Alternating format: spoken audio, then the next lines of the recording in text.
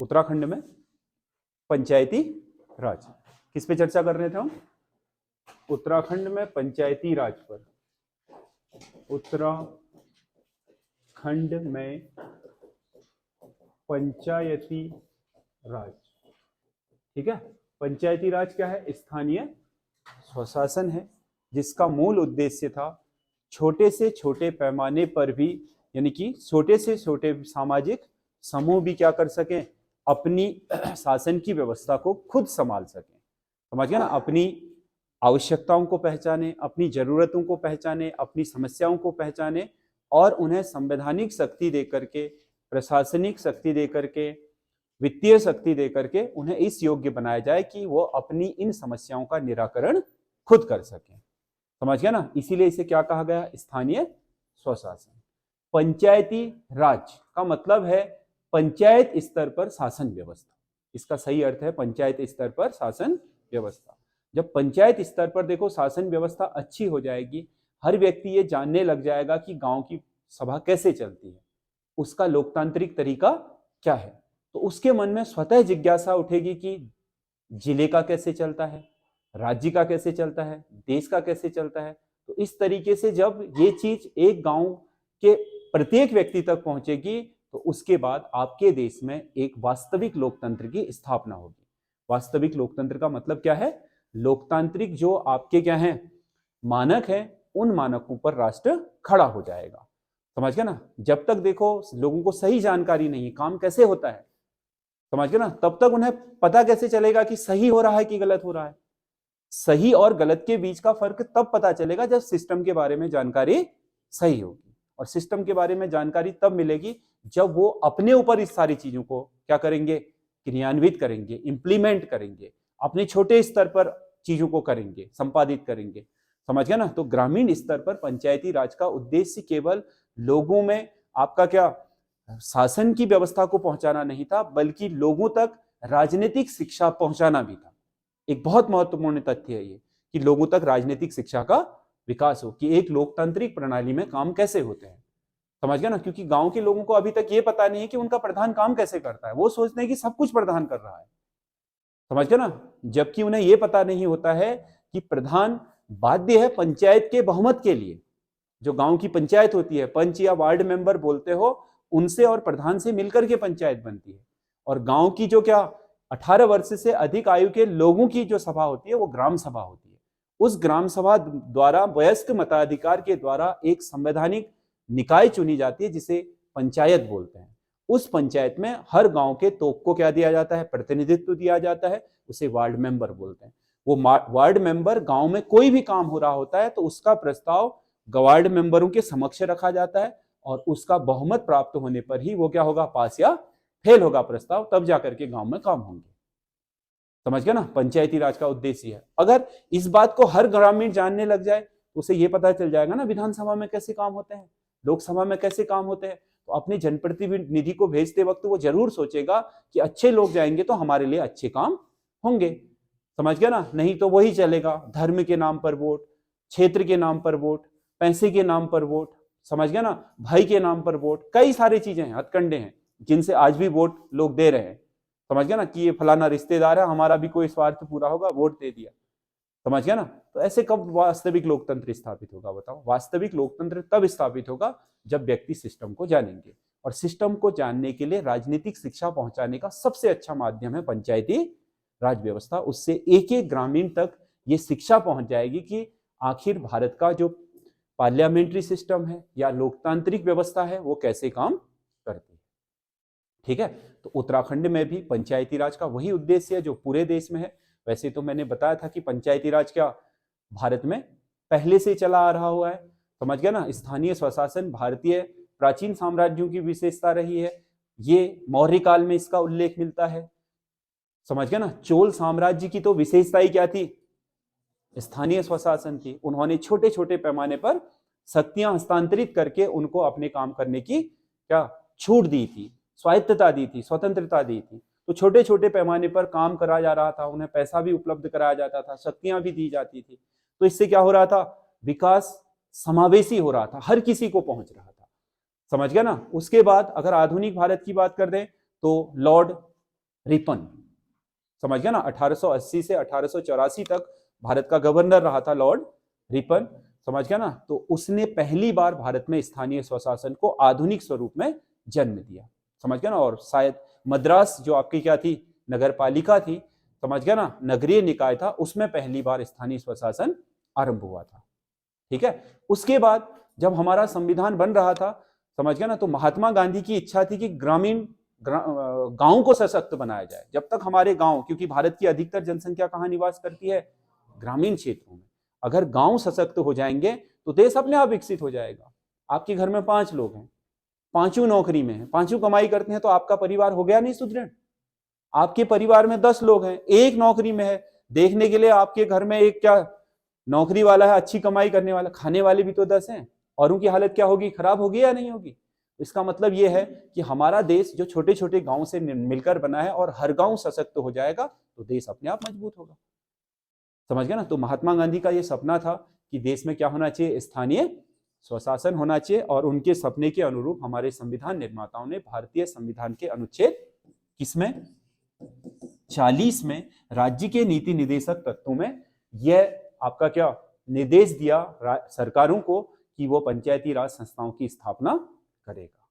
तो जब तक साधन नहीं थे तो ऐसे ही चल रहा था। भारत में विकास के लिए भारत ने 1952 में आजादी के बाद पहली बार सामुदायिक विकास कार्यक्रम चलाए, समझ गया ना, कि सरकार केंद्र से पैसा देगी, ब्लॉक स्तर पर वो पैसा पहुंचाया जाएगा, वहां से लोगों को बांटा जाएगा, फिर विकास किया जाएगा। लेकिन सरकार ने जैसे ही पैसा पहुंचाया, ना तो उसके लिए कोई जिम्मेदार संस्था थी उसको बांटने के लिए, और ना ही कोई क्या कामों की एक निश्चित सूची थी, कार्यों की सूची भी, पैसा खर्च कहाँ होगा, कौन करेगा, किस तरीके से करेगा, ये तो निर्धारित ही नहीं था।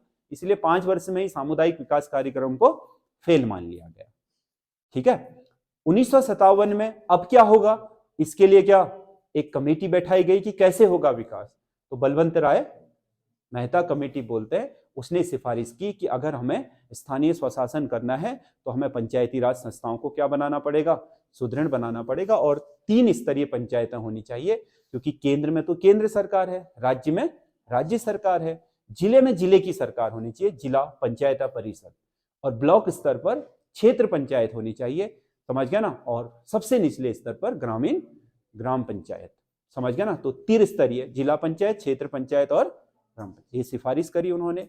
जवाहरलाल नेहरू ने 2 अक्टूबर 1959 को क्या पहली बार राजस्थान के नागौर से पंचायती राज संस्थाओं की स्थापना का सिलसिला भी शुरू करा, वहां पर की, आंध्र प्रदेश में किया, देश के फिर अन्य भागों में भी स्थापित हुई, समझ गया ना। लेकिन बार बार यही बात सामने उठ करके आ रही थी कि ये पंचायतें सफल क्यों नहीं हो रही आखिर, समझ गया ना। फिर आपके उसके बाद अशोक मेहता की कमेटी बनाई, उसने भी यही सिफारिशें करी, उसने कहा 2 स्तरीय होनी चाहिए, 3 नहीं, समझ गया ना।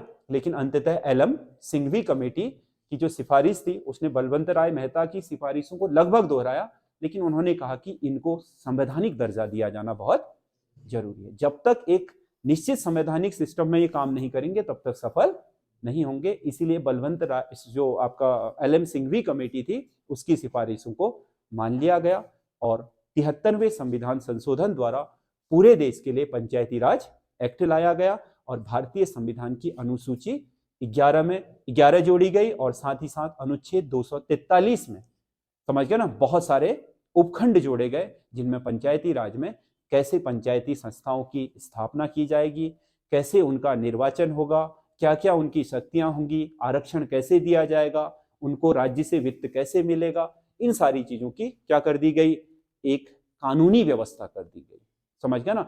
और इसे 24 अप्रैल 1993 से पूरे देश में लागू कर दिया गया, पंचायती राज एक्ट। तब तक तो उत्तर प्रदेश का पंचायती राज भी एक्ट भी ऐसे ही चल रहा था जैसे सबका चल रहा था, बिना किसी कानून के, ढुलमुल था, बहुत विकास हो नहीं रहा था। लोग बोलते थे तू बंदे प्रधान, तू बंदे, क्योंकि प्रधान का काम क्या होता था, गांव के झगड़े सुलझाना, लोगों के घरों के जो आपके क्या बंटवारे हैं उनको सुलझाना, इस काम के लिए तो वो बवाल लगता था।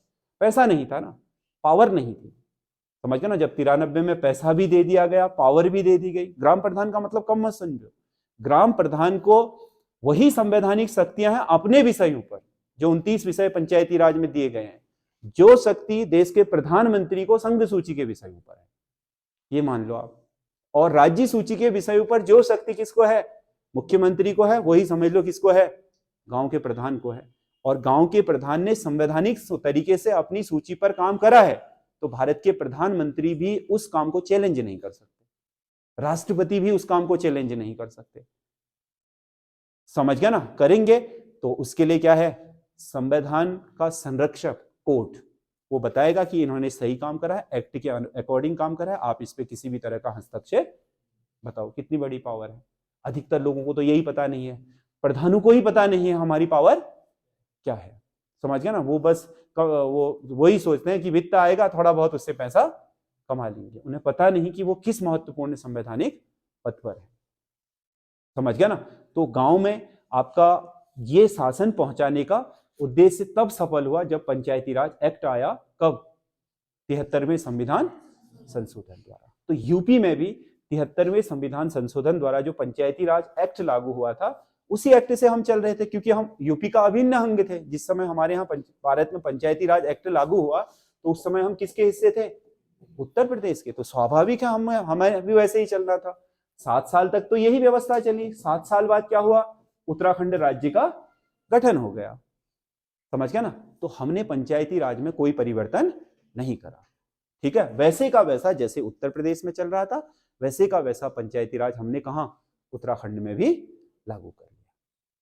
ठीक है, सेम प्रोसेस। कितनी? त्रिस्तरीय पंचायती व्यवस्था थी जो उत्तर प्रदेश में, वही हमने लागू कर ली। ठीक है, अब उत्तराखंड को जरूरत महसूस हुई कि इसमें थोड़ा बहुत संशोधन करने चाहिए, तो 2 संशोधन आए हैं, ये ध्यान रखना। उत्तराखंड पंचायती राज में 2 संशोधन हुए।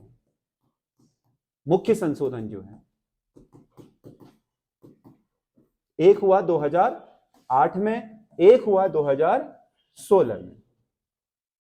एक संशोधन पहला जो हुआ था 2008 में हुआ था। समझ गया ना? इस संशोधन में यह सोच लीजिए कि एक बहुत बड़ा मील का पत्थर स्थापित किया गया, वो था महिला आरक्षण। समझ गया ना? क्योंकि हमारे देश में एक बहुत बड़ी खामी यह भी है कि हमारे देश में अब भी राजनीति में महिलाओं को बराबरी का दर्जा प्राप्त नहीं है। प्रतिनिधित्व, वोट तो सभी को वोट तो हर कोई दे रहा है, एज ए वोटर तो है, परंतु एक प्रतिनिधित्वकर्ता, नेतृत्वकर्ता के रूप में नहीं है। लोकसभा में कितनी महिलाएं हैं बताओ? वैसे ही आपकी विधानसभा में कितनी? 70 सदस्यीय विधानसभा में कितनी है? 5-6 महिलाएं होती हैं अधिकतम। समझ गया ना? तो इसका मतलब क्या है बताओ? आपको 10% का प्रतिनिधित्व भी नहीं है। समझ गया ना? तो पंचायती राज से प्रतिनिधित्व मिले, इसके लिए, क्योंकि जो आपका 73वां एक्ट था उसमें महिलाओं के लिए आरक्षण तो था ही, कितने परसेंट का था? 33% आरक्षण तो उसी में है, वो तो पूरे देश में लागू हुआ, सभी स्टेट को करना ही था। लेकिन बिहार ने 50 दे दिया था। बिहार ने कितना दे दिया था? 50। तो उसी के तर्ज पर उत्तराखंड ने अपने पंचायती राज, क्योंकि पंचायती राज राज्य सूची का विषय है, केंद्र ने बना दिया ये एक्ट 1973 में, लेकिन ये सूची किसके पास है? हाँ, आप अपने राज्य में पंचायती राज में आवश्यक संशोधन करेंगे तो आपकी विधानसभा करेगी। इसीलिए आपने इस एक्ट में संशोधन करा। कब? 2008 में। और इसमें महिला आरक्षण मुख्य चीज थी, जिसे बढ़ाकर कर दिया गया कितना? 50%। किसी भी वर्ग में देखो, जिला पंचायत की एक बार महिला सीट होगी, एक बार सामान्य होगी। सामान्य का मतलब कोई भी करे, और एक बार अनिवार्य रूप से क्या होगी? महिला। ब्लॉक प्रमुख का भी वही होगा, ग्राम प्रधान का भी वही होगा, जिला पंचायत सदस्यों का भी वही होगा, और आपके क्षेत्र पंचायत सदस्यों का भी वही होगा, और ग्राम सभा के वार्ड मेंबरों का भी वही होगा। सभी जगह लागू होता है वो रोस्टर, एक ही जगह नहीं है, सेम चलेगा। समझ गया ना? इस बार आपके जिला पंचायत अध्यक्ष अगर महिला है तो अगली बार क्या? सामान्य सीट आएगी। सामान्य में कोई भी प्रतिभाग कर सकता है, उसमें शेड्यूल कास्ट करे, ओबीसी करे, एसटी करे, या फिर महिला करे। सामान्य तो सामान्य है, सभी के लिए, अनारक्षित है। समझ गया ना? लेकिन आरक्षित सीट का मतलब क्या है? रिजर्व है, उसमें फिर कोई और नहीं आएगा। यानी कि आपके पंचायतों में 50% प्रतिनिधित्व जिला पंचायत में भी, क्षेत्र पंचायत में भी, और ग्राम पंचायत में। पंचायत का मतलब एक नहीं होता है, ग्राम पंचायत का मतलब ग्राम प्रधान नहीं होता।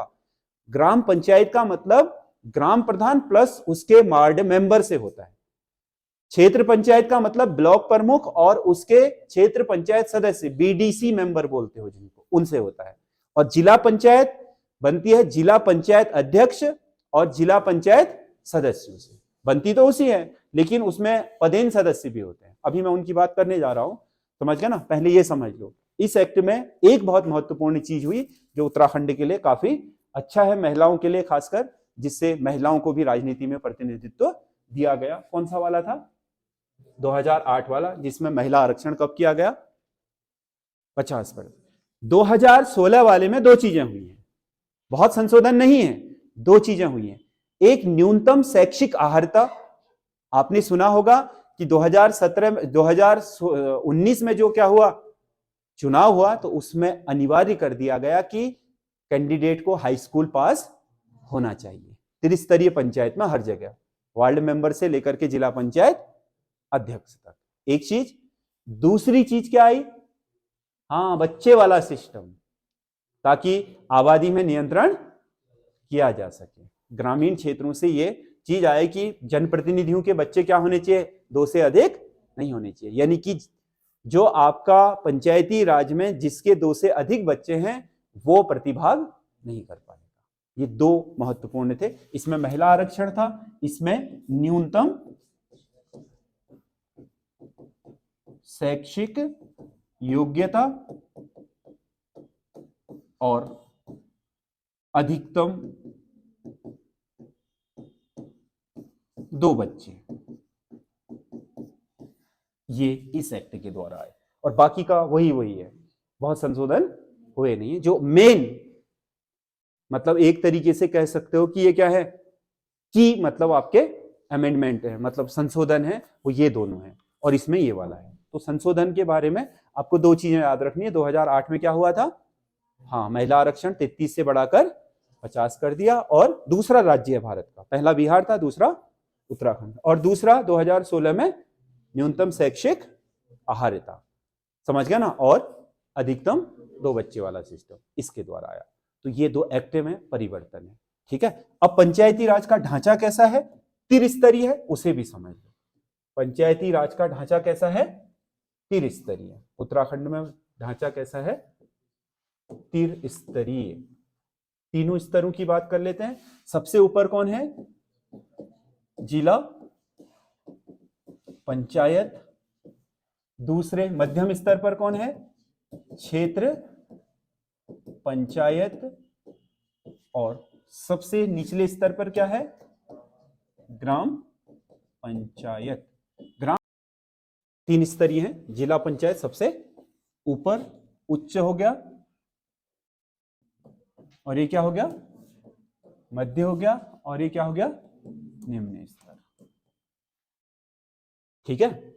जो जिला पंचायत है वो जिले की सबसे बड़ी पंचायत होगी, समझ गया ना, जिसमें एक जिला पंचायत अध्यक्ष और उसके अलावा जितने भी उस जिले में क्या जिला पंचायत की सीटें होंगी वो सदस्य होंगे। ठीक है। तो ये बनती है किससे? अध्यक्ष और सदस्यों से। अध्यक्ष और सीटें जितनी भी होंगी जिले में उससे बनेगा। ठीक है। अध्यक्ष का चुनाव हमेशा कौन करता है? चुने हुए सदस्य ही करते हैं, समझ गया ना। जैसे क्या प्रत्यक्ष मतदान द्वारा नहीं होता अध्यक्ष का चुनाव, सदस्यों का तो होगा। जब आप पंचायती राज में वोट करने जाओगे तो आपको 4 बैलेट मिलते हैं। एक बैलेट होता है जिला पंचायत सदस्य का, दूसरा होता है क्षेत्र पंचायत सदस्य यानी कि बीडीसी का, तीसरा होता है ग्राम, चौथा होता है आपके वार्ड, जिस वार्ड में आप हो। वो निर्विरोध हो जाते हैं, इसीलिए आपके 3 ही होते हैं अधिकतर। तो ये जो सदस्य हैं, समझ गया ना, इनका तो आप निर्वाचन करते हो, सदस्यों में से ही एक व्यक्ति को क्या बनाया जाता है? अध्यक्ष। ये खुद निर्वाचन करेंगे उसका। ठीक है। इसके अलावा इसमें पदेन सदस्य भी होते हैं। पदेन कौन कौन होते हैं? एमपी। जैसे हमारा जिला है चंपावत, तो हमारे यहाँ एक राज्यसभा का एमपी है और एक लोकसभा का, 2 तो एमपी है, समझ गया ना। उसके अलावा क्या है? एमएलए। हमारे चंपावत जिले में मान लो कितने 2 एमएलए हैं, तो 2 सदस्य वो भी हो गए, समझ गया ना। एमपी और एमएलए, राज्यसभा, लोकसभा और विधानसभा के सदस्य जो उस जिले से बिलोंग करते होंगे वो उनके क्या होंगे? पदेन होंगे। एमपी और एमएलए, एमपी दोनों के, मेंबर ऑफ पार्लियामेंट दोनों है, राज्यसभा भी और लोकसभा भी, ठीक है। और एमएलए यानी कि मेंबर ऑफ लेजिस्लेटिव असेंबली, समझ गया ना, यानी कि विधायक, समझ गया ना, इसके पदेन सदस्य। किसी भी आपके प्रस्ताव पर ये आपके वोट कर सकते हैं, जैसे ये सदस्य कर सकते हैं। मान लो कोई प्रस्ताव आया जिला पंचायत में पास होने के लिए, बस अविश्वास प्रस्ताव में नहीं, क्योंकि इस अध्यक्ष को चुनने का अधिकार भी इनको है और अविश्वास प्रस्ताव लाने का अधिकार भी निर्वाचित सदस्यों को है, पदेन को नहीं, ठीक है।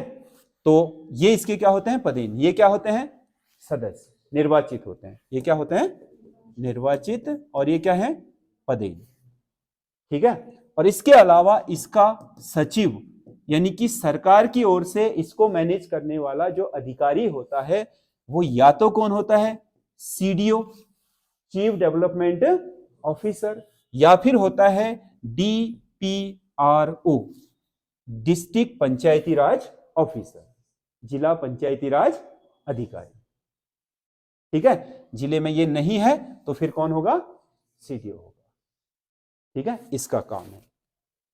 और इनके पास 6 तरह की समितियां होती हैं काम करने के लिए। कितनी समितियां होती हैं, 6 समितियां कार्य करने के लिए, कार्यों के संपादन के लिए कितनी होती हैं, 6।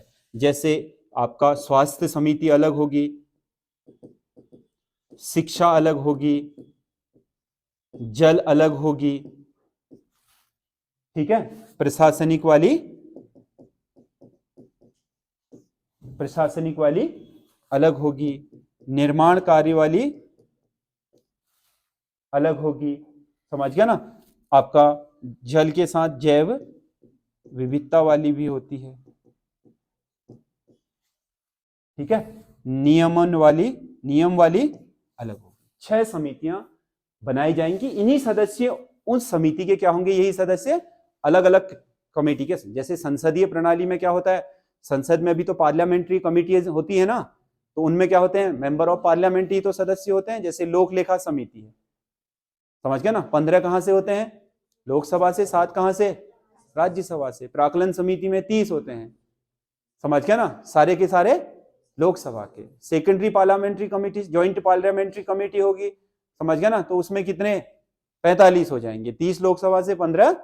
वैसे ही इनमें जो सदस्य होते हैं इन 6 समितियों को चलाने वाले, वो किसके होते हैं, इन्हीं में से सदस्य उसके मेंबर होते हैं, समझ गया ना। सबको अपने अपनी सिफारिशें देने का अधिकार है, और उस सिफारिश पर प्रस्ताव पास होगा या नहीं होगा वो जिला पंचायत कमेटी करेगी। बैठक होगी जिला पंचायत की, समझ गया ना। और साल में जैसे पार्लियामेंट की 2 बैठकें होना अनिवार्य है, वैसे ही जिला पंचायत की भी कितनी, 2 बैठकें होना अनिवार्य है, समझ रहे हो।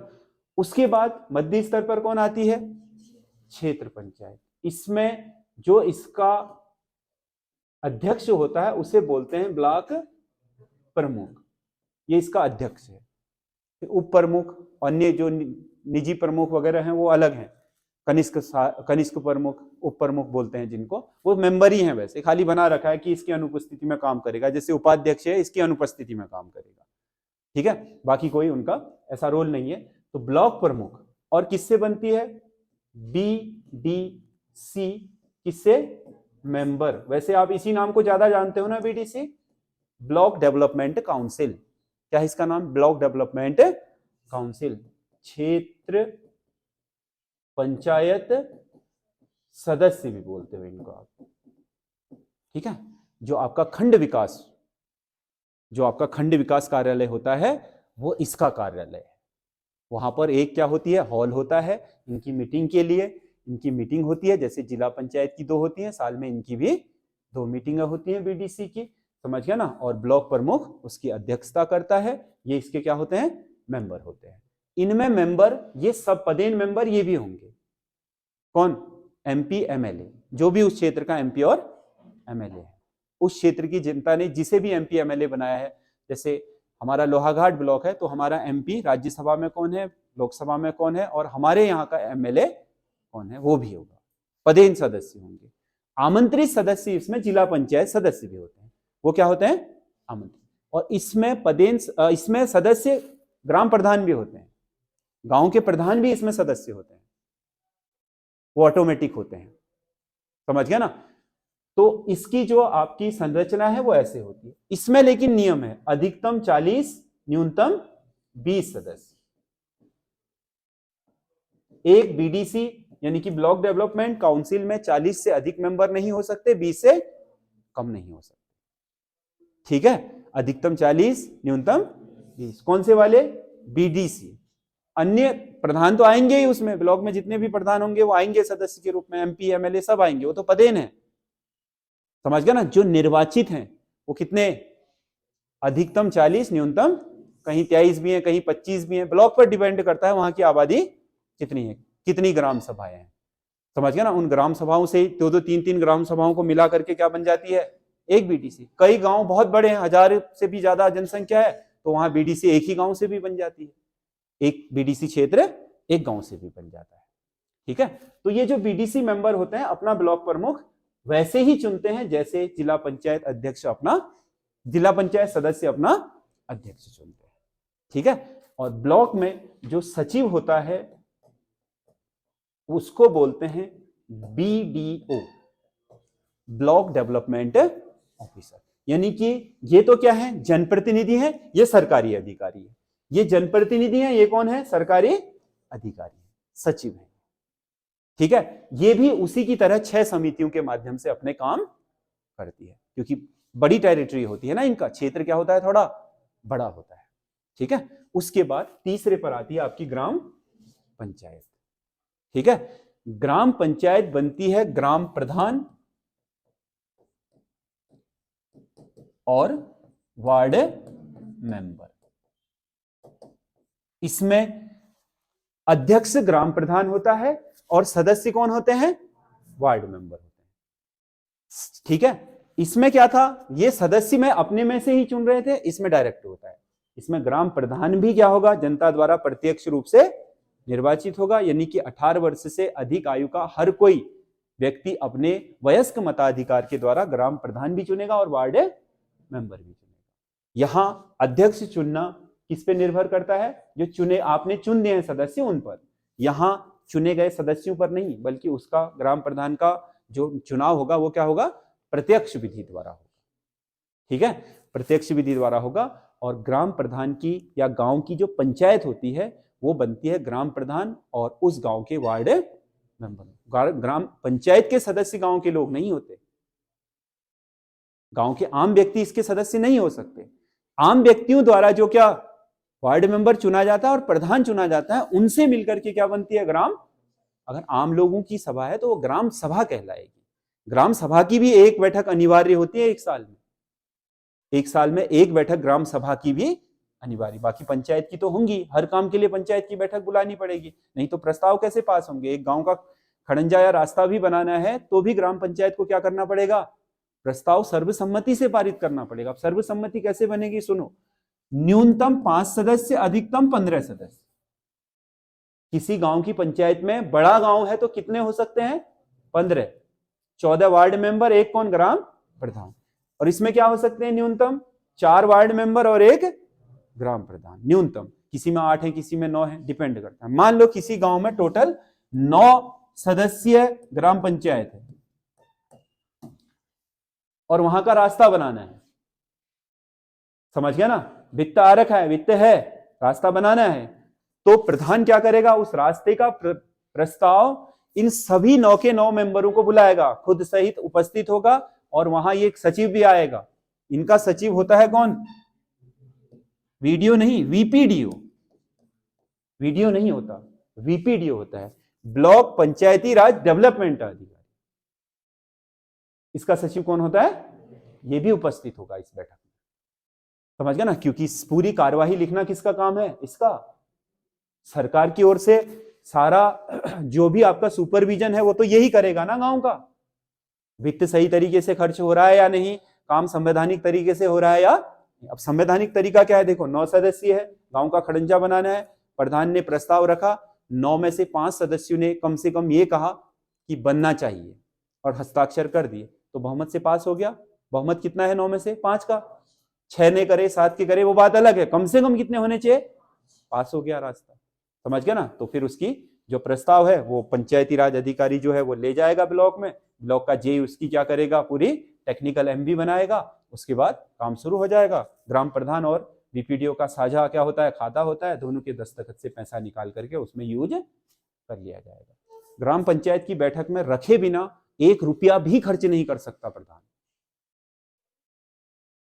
ग्राम पंचायत निधि से 1 रुपया भी खर्च नहीं कर सकता। जैसे प्रधानमंत्री देश की संचित निधि का 1 भी पैसा संसद में पास कराए बिना खर्च नहीं कर सकते, वैसे ग्राम प्रधान क्या पंचायत की अनुमति के बिना पंचायत की निधि का 1 पैसा भी खर्च नहीं कर सकता। नियम यही है। अब चलता सब कुछ है, समझ गया ना, ग्राम प्रधान भी चला ले रहा, वार्ड मेंबरों को अपने अधिकार ही पता नहीं है तो बात अलग है, समझ गया ना। तो ये आपका सिस्टम है ग्राम, किसका किसका सिस्टम है ये, हाँ ये आपका उत्तराखंड में जो पंचायती राज है उसका एक निश्चित सिस्टम बना हुआ है, समझ गया ना। सबसे जैसे गांव को सीधे सीधे भी वित्त आता है और कैसे सर्कुलेट होता है वैसे भी आता है, क्योंकि काम तो लास्ट मोमेंट पर गांव पर ही होना है यार, लास्ट स्तर पर जमीन पर काम तो गांव में ही होगा ना, गांव के द्वारा ही कराया जाएगा। तो पैसा सर्कुलेट होता है, केंद्र सरकार राज्य को देती है, राज्य सरकार जिले को देती है, जिला किसको देता है, ब्लॉक को बांट देता है, ब्लॉक फिर चेन भी है ये, एक तरीके की चेन भी बन जाती है, ठीक है। कुछ पैसे ऐसे होते हैं जो डायरेक्ट भी खाते उसमें आते हैं, हर साल का आपका जो वित्त निर्धारित होता है, समझ गया ना। तो इस तरीके से आपका ये सिस्टम काम करता है, ठीक है। तो पंचायती राज में ये है कि आपका जो पंचायती राज एक्ट में 29 विषय थे, उसमें से 14 विषय आपको दे दिए गए हैं।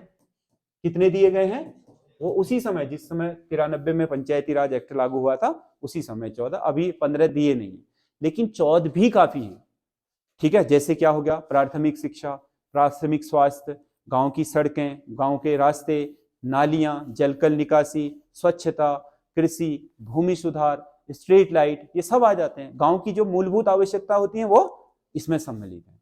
यानी कि विषय का मतलब ये हो गया, जैसे रक्षा केंद्र सरकार का विषय है तो केवल संसद ही कानून बना सकती है, समझ गया ना। पुलिस राज्य सरकार का विषय है तो कौन बनाएगा उस पे कानून, राज्य ही बनाएगा, केंद्र नहीं बना सकता।